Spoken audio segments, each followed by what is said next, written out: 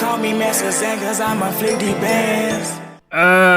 Hold on, let me get some water before I start this stupid ass reaction.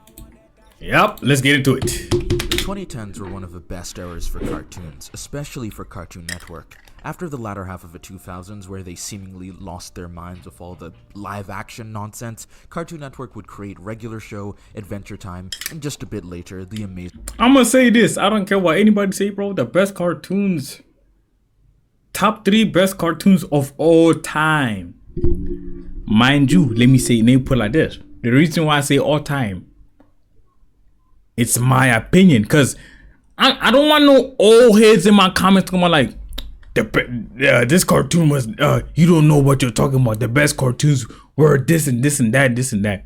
Bro, because you grew up watching them. I grew up watching these cartoons from the 2010s, alright. These cartoons from from this era. So obviously I'm finna say these are the best cartoons these are the best cartoons of all time. So yeah. World of Gumball. These 3 cartoons were the big 3 of CN. Ask any kid during this era what their favorite cartoon was, and there was a pretty good chance you'd get one of these 3. Gumball was always my favorite. I never really clicked Adventure Time with Adventure Time as much as everyone else. I just didn't find it as funny or entertaining as the other 2, and Regular Show was a very close second. Regular Show is so weird. It's obvious that it was meant to be made for Adult Swim first. Like, some of the stuff that happens in the show, especially in the earlier episodes, always had me thinking, how did they get away with this?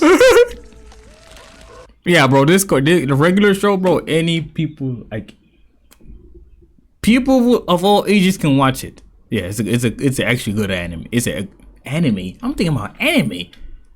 Cartoon, man. Regular Show ended up being pretty popular. It lasted 8 seasons and even got a movie. Damn, 8 seasons. I didn't even realize it, bro. I was just watching. Something both Adventure Time and Gumball are yet to do. And with all forms of success come very poor imitators.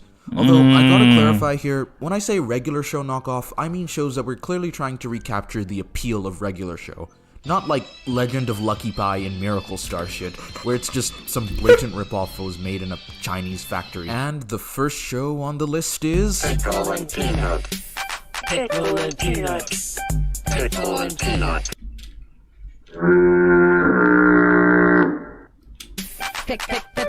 Pickle and Oh, what the f... I feel like punching my monitor, bro. Because I feel like I want to punch these goofballs. At the same time, I'm finna be punching my monitor. And I don't have money to buy another monitor, so... bitch ass nigga. Was Disney's answer to Regular Show. It's not. Pickle... Yo, bro, it scared me again. Pickle and Peanut was Disney's answer to Regular Show. Disney? Yeah, I'm not a Disney kid. I see, yeah. At the same time, yeah, I'm a Cartoon Network type of kitty for me. I'm not a Disney kid or that singing shows y'all got over there. I don't know, bro. When I'm thinking about Disney, I think about some them goofy ass lame singing shows. Yeah, they had some like little decent like little shows to watch, like Lab Rats, or maybe that's Disney XD. Wait, that's the same thing. I don't know, bro. It's about the 2 titular characters, Pickle and Peanut, getting into wacky hijinks. And I think from that very vague description and just seeing how the show looks, you can probably guess why this cartoon has been mostly forgotten to time. A minute, that zit wasn't on my butt this morning. Whoa. Oh no. Hey little buddy, what's your name? Ray. I remember this. Bro, who the hell created this thing, bro? Understandable, we be out here watching some goofy content, some weird content. Like, you would actually ask yourself, bro, am I high?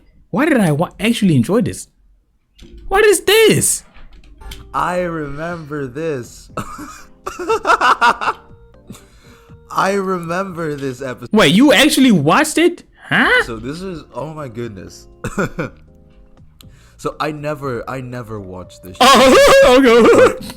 You know how like Disney XD would rerun the first episode of a show like 100 times.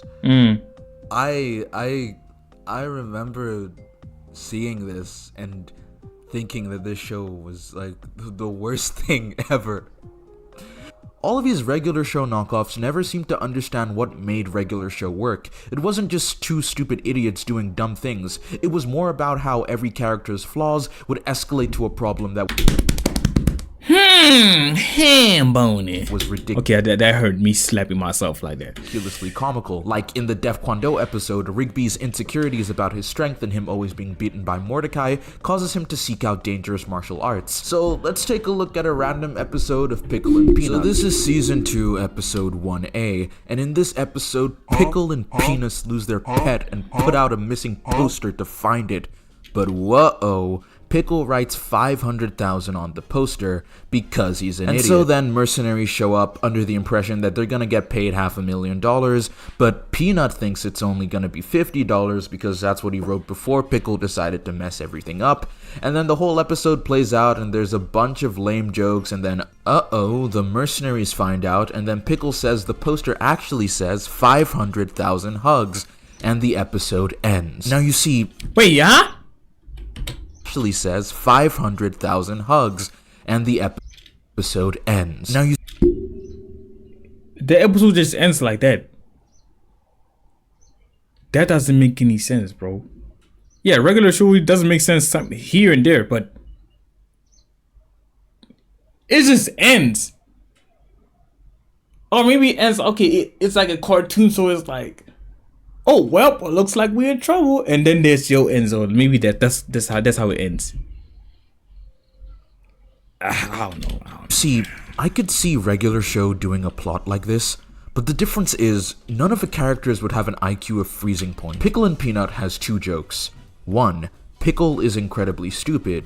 2, Like random a bomb. funny, haha, explosion, epic random is funny 2010s humor that is not funny. You know how cartoons and kid shows from the 2010s were obsessed with random being funny because writers looked at stuff on the internet and thought, yeah, random humor is what all the kids are into.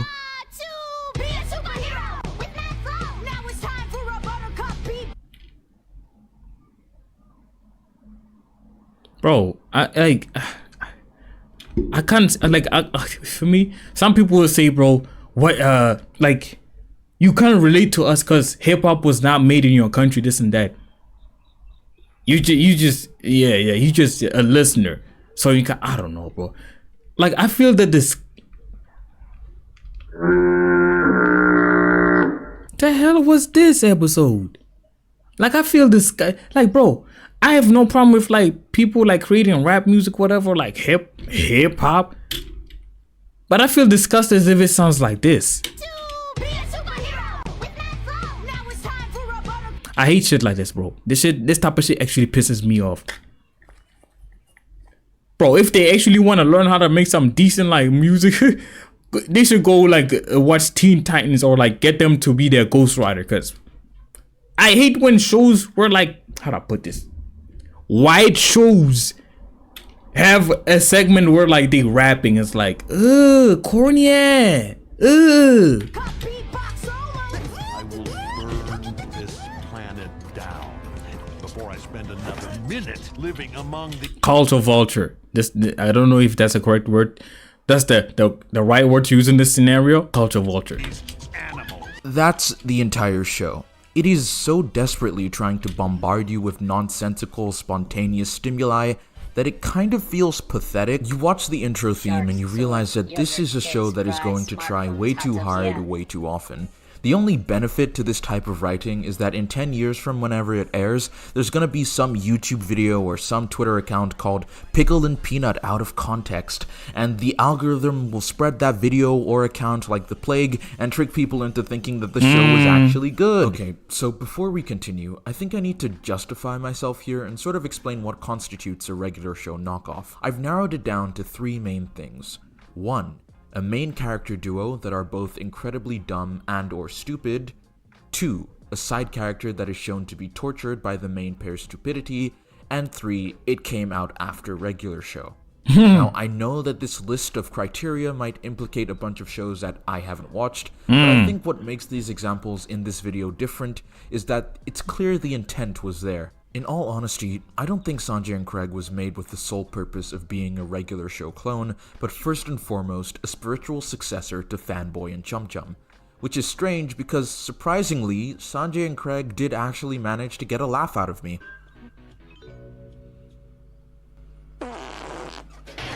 Gross, man. Was that you? Okay, your mom's gone. Let's move in. Okay, that one got me. And would you look at that? A protagonist that's a person of color in 2013? Nowadays they hand out that shit like candy. And for whatever reason, they always default to black women. Not that there's a problem with that, I just find it funny that the solution to a lack of representation was so one note. Sanjay and Craig is kind of stuck in that weird limbo of 2010s cartoons where the joke is gross out humor. The show is kind of grotesque in ways that aren't really funny. It's fart jokes, it's butt jokes, it's stuff that you might have found funny as a kid, That was stupid as that made me laugh. Okay, it's fart jokes, it's butt jokes. It's stuff that you might have found funny as a kid, but you probably don't anymore because you've just grown up. I actually watched Sanjay and Craig when I was a kid as well, but it was only because it was always on before something like TMNT. But it was only because it was always on. Yeah. I was about to ask, like, what the hell wrong with these dogs, boy? I don't even got my glasses. That's why I didn't notice quickly. Why do they look like that, bro? Who?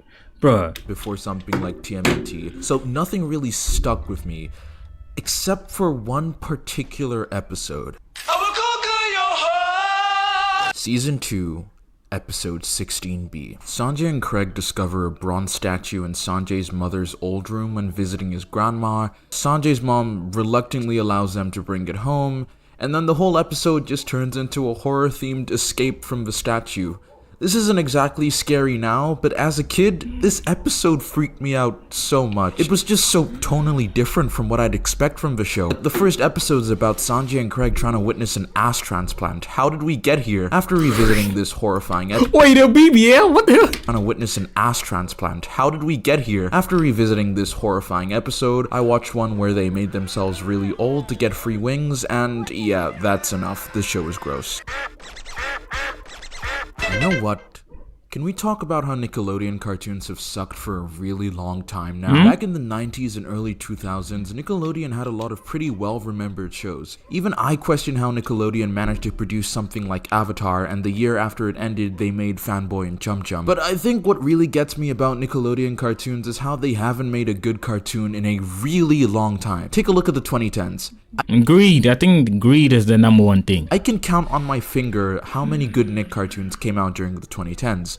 Those cartoons being Legend of Korra, TMNT 2012, Harvey Beaks, and The Loud House, which I hear actually got worse as it went along, like it became like a second SpongeBob, but I don't know, I was too old to see it through. Now take a look at that list again. Legend of Korra is a spin-off to Avatar, TMNT 2012 and Rise are both TMNT properties, Harvey Beaks was cancelled, and The Loud House has probably reached seasonal rot and is growing mold like SpongeBob or Fairly OddParents. And I think that's really interesting because Nickelodeon's entire identity now is just reminding you of what they once were. Look at Nickelodeon All-Stars Brawl. Isn't it crazy how 95% of that game's roster is all franchises that are over 20 years old? Nickelodeon hasn't been good in a very long time, and I have a crazy conspiracy theory. Breadwinners was the ground zero for the fall of Nickelodeon. Can't put it into words or even explain it, but something about Breadwinners is especially and exceptionally terrible.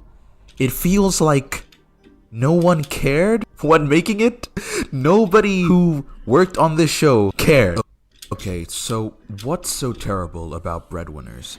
The simple answer is that despite being loud and obnoxious and overly animated and hyperactive, it somehow feels boring. And when I look at episodes of modern SpongeBob or some of the other Nickelodeon cartoons from around this era, I realize that they all suffer from the same disease. I'm not even going to try and summarize an episode I watched because I don't think it's even worth it. Breadwinners fails as a regular show clone mostly because Sway Sway and Beduce do not contrast each other enough to justify them being the comedic duo. One is tall, one is small, They're both equally stupid. In fact, this is sort of a problem that all of these regular show clones have. A comedic duo works best when the duo have different personalities. Breadwinners feels like it was made by people who have never spoken to kids in their entire life. You know, I think one of the... Hey man, let me try to perfectly explain it.